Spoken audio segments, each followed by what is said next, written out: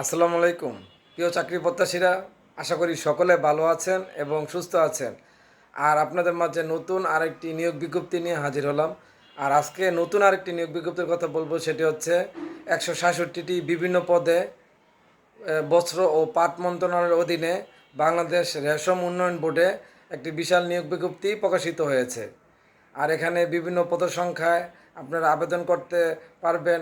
22শে June থেকে আবেদন শুরু হয়েছে এবং আবেদন শেষ হবে 21শে জুলাই।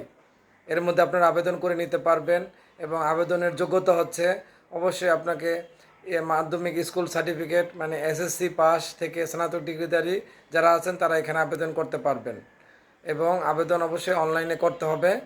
আর সে আশা ব্যক্ত রেখে আপনাদের কাছে বিদায় নিচ্ছি। আর যাবার আগে বলবো অবশ্যই আমার এই চ্যানেলটি সাবস্ক্রাইব করে পাশের বেল আইকনটি বাজিয়ে এবং ভিডিওটি শেয়ার করে পাশে থাকবেন। সকলকে ধন্যবাদ।